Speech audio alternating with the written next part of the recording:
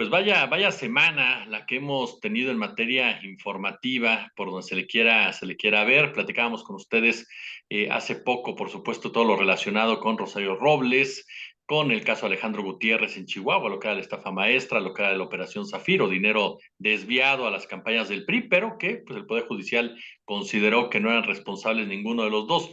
Pero hubo otro tema, por supuesto, que ocupa nuestra atención y que tiene que ver con Genaro García Luna, quien fue encontrado responsable de todos los cargos de los cuales se le estaba acusando.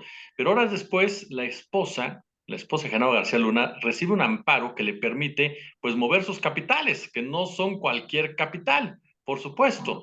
Estamos hablando de un panorama muy particular que nos lleva, por supuesto, a buscar la voz de un experto como mi tocayo, el admirado, respetado y querido Jesús Lemus, a quien le agradezco, por supuesto, que esté con nosotros. Tocayo, ¿cómo estás? Gracias, querido tocayo, ¿cómo te va? Gusto saludarte, siempre un placer poder platicar contigo. Y pues muchas gracias, gracias por tus palabras. Para mí son un premio de periodismo estas, mi querido maestro. Igualmente, Tocayo. Oye, pues un juicio, yo la primera pregunta que te haría es, un juicio que da la sensación, y es ahí donde te pido tu análisis, que se quedó como a la mitad, es decir, Genaro García Luna sí es responsable, tú mejor que nadie lo sabe, era un criminal en toda la extensión de la palabra, pero como que faltó algo más. ¿Quiénes eran los que le daban las órdenes a Genaro García Luna? ¿Quiénes eran los que respaldaban a Genaro García Luna?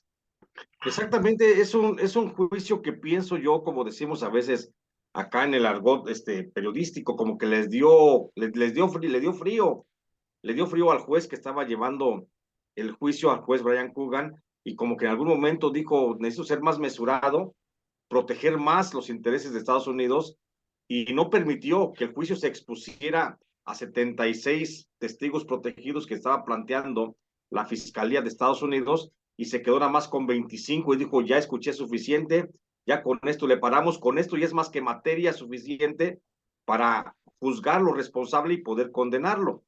Y entonces dijo, ya no lo demás, ya no, que no venga lo demás, porque ya se corría el riesgo de que se salieran a la luz pública las relaciones que tenía Genaro García Luna con autoridades norteamericanas, porque habrás de entender, mi querido tocayo, no es cuestión de que la droga en México, mientras está en México, la droga se mueve con cárteles, con corrupción, con policías, con decisiones de gobierno, con protección estatal o del Estado, pero nomás pasa la frontera de Estados Unidos y la droga se mueve automáticamente sola.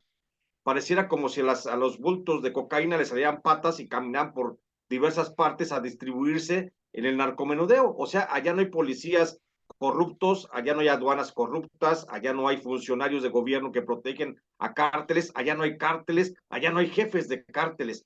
Entonces, nadie se traga esa mentira, por supuesto, y en este juicio sí va a revelar mucho de eso. Por esa razón, creo que el juez tomó la decisión previsoria de decir, ya le paro hasta aquí. Es un juicio muy corto, de un mes, cuando vimos el juicio del Chapo Guzmán de 7 meses, y pues este era más importante que el del Chapo Guzmán, porque podría involucrar la participación de jefes de Estado, de autoridades estatales del más alto nivel, tanto del gobierno mexicano como del gobierno estadounidense. Y prefirió el juez Brian Coogan pararlo en seco. Y te digo, mira, qué ilógico es este momento del juicio, porque un juicio que tarda un, un mes en desarrollarse y tarda 3 días para que el jurado le dé dictamen de culpable, pero el juez se toma 4 meses para dictar la sentencia. ¿Qué está esperando el juez? Que negocie, que dialogue Genaro García Luna con la fiscalía para reducir sentencia. O sea, ¿qué es lo que está pasando? Si es un juez muy anómalo, es un juicio muy anómalo, es un juicio muy fuera de lo normal, de lo que hemos visto en otros juicios de narcotraficantes allá en Estados Unidos, y creo yo que se debe por la gravedad y por las altas relaciones de complicidad que tuvo Genaro García Luna en Estados Unidos, porque estarás de acuerdo tú conmigo. Claro. Genaro García Luna no pudo haber sido el socio criminal nada más del cártel de Sinaloa y de los Beltrán Leiva y de otros cárteles, nada más del lado mexicano. También tuvo que haber sido la voz de estos cárteles frente a autoridades del gobierno norteamericano, y eso es lo que no se quiso sacar a cuentas. Pues incluso él fue reconocido, fue apapachado por la DEA, por la CIA, por la propia Hillary Clinton, es decir, por el establishment Sí, norteamericano, que lo hemos dicho en otras ocasiones, pues son los verdaderos jefes de jefes, Tocayo. Exactamente, lo reconoció Estados Unidos. Estados Unidos, en un momento determinado, Estados Unidos le dio tanto respaldo a Genaro García Luna, que ellos contribuyeron a empoderarlo de tal forma que lo buscaran los narcotraficantes para pagarle lo que fuera, con tal de que los cuidara, porque sabían que Genaro García Luna tenía la venia de Estados Unidos, tuvo la confianza de Estados Unidos, y no nada más de Estados Unidos, tocayo, hay que recordar que García Luna también recibió muchos reconocimientos de gobiernos como el de Colombia, de Japón, de Francia, de España, de Canadá. O sea, no nada más fue al gobierno norteamericano al que engañó y al gobierno mexicano traicionó, sino también a muchos países que también colaboraban con México en algún momento, en ese momento de la guerra contra el narcotráfico, colaboraban, si quieres, hasta logísticamente con el gobierno mexicano para supuestamente erradicar el problema de las drogas. O sea, fueron muchos gobiernos engañados, fueron muchos gobiernos y funcionarios de otros gobiernos los que lo apapacharon y que hoy también están calladitos, como Hillary Clinton, como el propio Barack Obama, como el propio Joe Biden, que no hay que olvidar, ¿eh? No hay que olvidar que Joe Biden era vicepresidente de Barack Obama cuando Calderón y Obama firmaron el acuerdo del Plan Mérida, y era García Luna el escudero de Felipe Calderón. Entonces, Barack Obama y Joe Biden podrían andar bailando en la misma cuerda que anda bailando Genaro García Luna. Y yo pienso que por eso el gobierno norteamericano dijo, vamos a pararle aquí, porque también en algún momento determinado, creo que García Luna, viéndose ya contra las cuerdas, hubiera salido a deposar y a decir lo que tenía que decir con tal de salvar el pellejo. Y yo pienso que es eso lo que están negociando para que él reciba una sentencia mínima prácticamente por los 5 cargos que le han atribuido de culpabilidad, y que le den una sentencia mínima para poder alcanzar la libertad, pues a lo mejor, pues todavía poder, cuando pueda caminar. Oye, pero al que no engañó porque nunca se enteró fue Felipe Calderón, dice. Pero Felipe Calderón, bueno, ¿quién le cree eso, tocayo? ¿Quién le cree eso a Felipe Calderón? ¿Quién le cree que no sabía? Por supuesto que sabía. Hay una versión de Sergio Enrique Villarreal Barragán el Grande, que dice que ellos le pagaron $20 millones a Felipe Calderón para que lo pusiera a Genaro García Luna en el cargo de secretario de Seguridad Pública. Y dime si ha salido cierto todo lo que ha dicho Sergio Enrique Villarreal allá en Estados Unidos y todo lo que dijo cuando estábamos en la cárcel de Puente Grande. Dime si no es también para considerarse esa versión. Y por supuesto que si recibió esa cantidad de dinero, por supuesto que sabía quién era Genaro García Luna. Es imposible, tocayo, es imposible que tú en tu casa no sepas lo que están haciendo las personas que están dentro de tu casa, ¿no? O sea, te enteras tarde que temprano. Y además hay una cosa, fíjate, que también no se ha dicho, ¿eh? No se ha dicho de todos los que le advirtieron a Felipe Calderón quién era Genaro García Luna. Está Ángeles de Aguajare, está Javier Herrera Valles, por decirlos, pero también hubo otros como Chertorivsky, como el propio José Antonio Meade, que cuando Felipe Calderón era presidente electo, allá por julio del 2006, le dijeron aguas con Genaro García Luna. Y si no quieres tomar en cuenta eso, porque a lo mejor son informaciones filtradas, etcétera, hay informaciones públicas que le advertían a Felipe Calderón que fíjate nomás, a través de 2.800 mantas, narcomensajes que se incautaron en la vía pública entre el 2006 y el 2009, en esas mantas públicas decían que Genaro García Luna estaba coludido con los cárteles de las drogas. O sea, los propios narcotraficantes le mandaban decir a Felipe Calderón y no lo quiso saber, supuestamente. ¿Cómo no iba a saber? Oye, si, cuando, tocayo, cuando el río suena es porque agua lleva. Claro. Y a, y a Felipe le sonaron muchas alertas, muchas alarmas, hubo muchas versiones, hay muchos señalamientos de que lo supo en su momento. ¿Cómo va a resultar que no sabía? Pues en qué mundo vivía este pendejo, ¿no? O sea, de plano, de plano.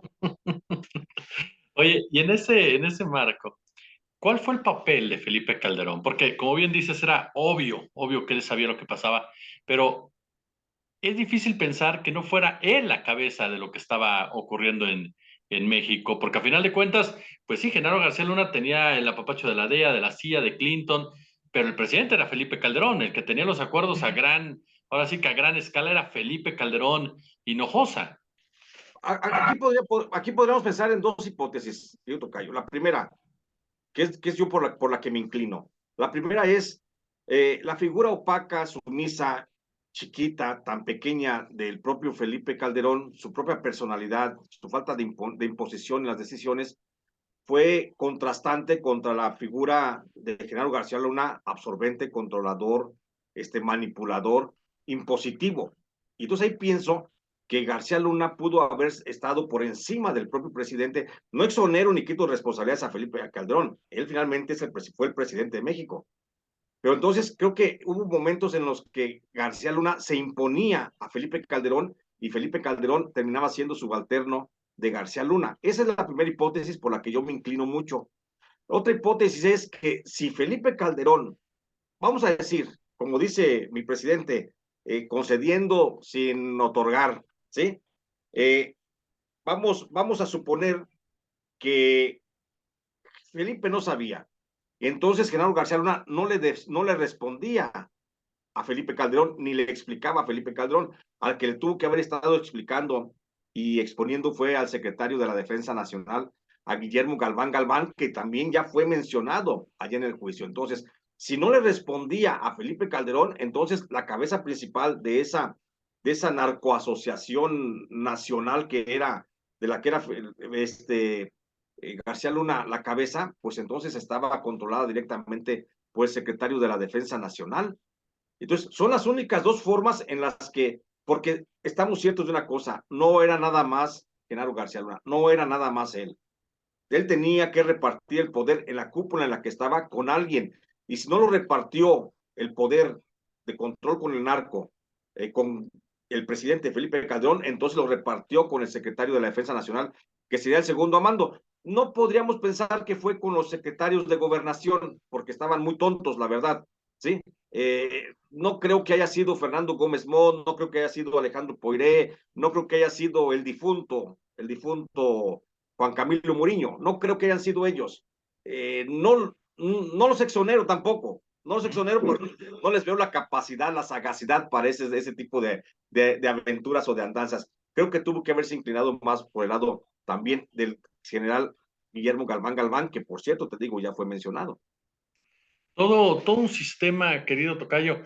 Uno piensa en Genaro García Luna, un hombre que estuvo desde Vicente Fox, incluso desde antes, por supuesto, ya desde Ernesto Cedillo Ponce de León, que los empresarios, los hombres de dinero de este país, como Salinas Pliego, como Slim, como Larrea, en fin, lo hicieron prácticamente intocable por las relaciones que él tenía directamente con estas familias. Y me recuerda mucho, y aquí te pregunto y te pido tu análisis, esta figura de los superpolicías que crean periódicamente, tuvieron a González Calderoni, tuvieron ahora a García Luna, prácticamente el mismo script, personajes que a final de cuentas, tarde o temprano, terminan o muertos o en la cárcel. Sí, porque esa es una forma muy recurrente del sistema político, del sistema fáctico de poderes en México. Cuando se une el poder empresarial y el poder político, lo primero que tienden a buscar es una figura en quien depositar toda su confianza y en quien también pues, responsabilizar en un momento determinado de lo que no salga bien. Ya dijiste, está Nazar Aro también, ya dijiste en Calderoni, ya dijiste en Coello Trejo, o sea, no lo dijiste, yo lo agrego, Coello Trejo, o sea, hay varios super policías, está el Negro Durazo, que es el ícono justamente de la corrupción, y si los ponemos en su justa dimensión, en tiempo y en forma, pues García Luna es el Negro Durazo de aquel tiempo.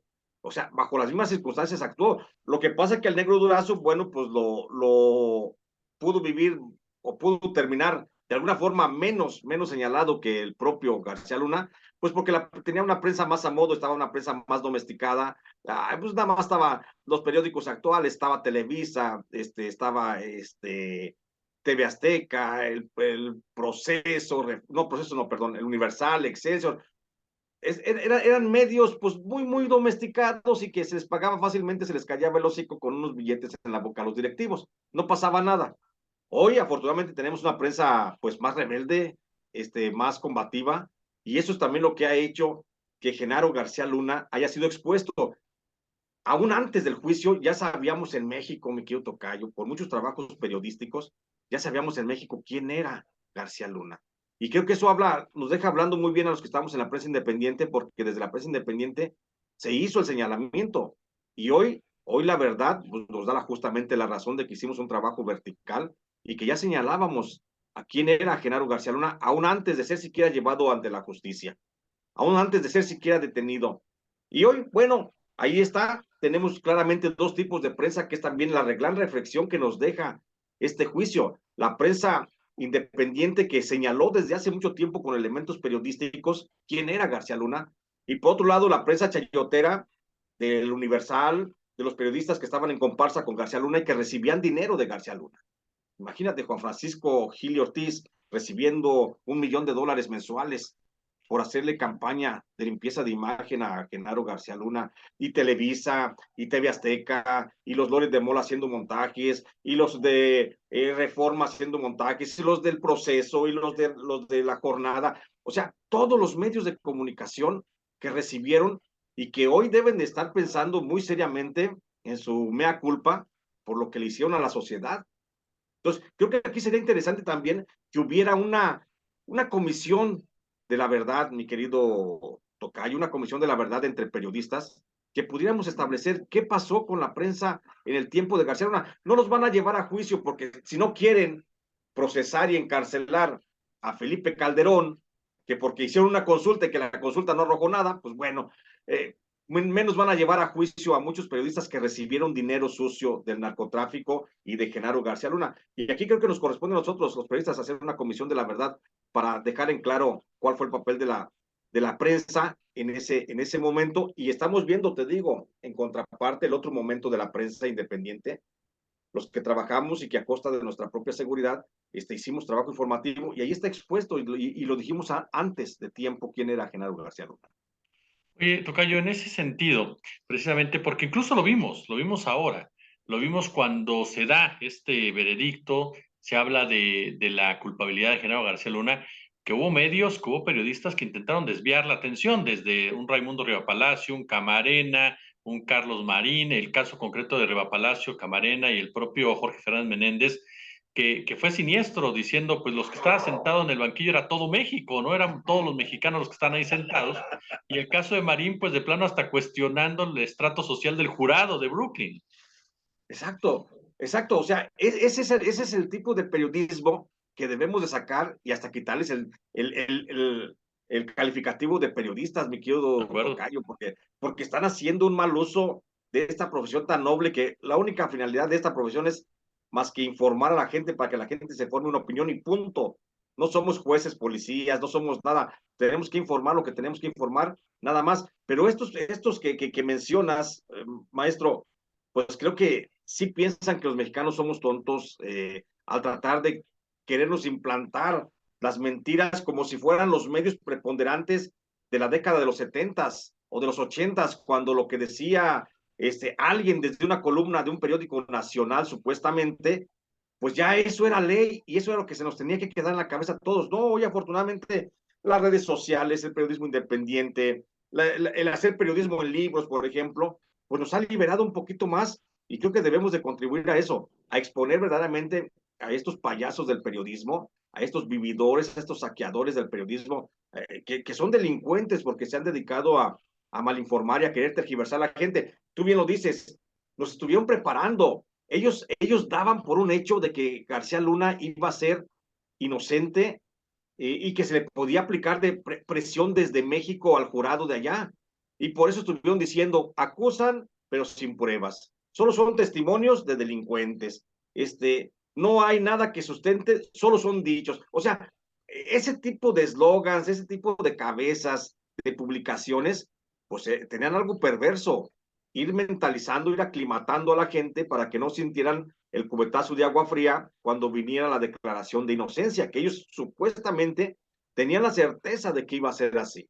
Afortunadamente se dio la justicia, ganó la justicia, y eso pues nos tiene muy contentos en México, porque con el juicio de García Luna inicia, no se termina una historia, creo que comienza una verdadera historia de justicia en México, porque ahora la Fiscalía General de la República pues está obligada a iniciar carpetas de investigación contra todos los que se mencionaron en el juicio, a menos pues que no quieran, o hay que hacer pues una consulta. Yo ya no sé cómo funciona la justicia en México. Hagamos una justicia pues para ver si quieren que enjuiciemos, perdón, que se inicie una carpeta de investigación sobre el general Galván, pues entonces, sí, pero creo que es un momento muy importante para México.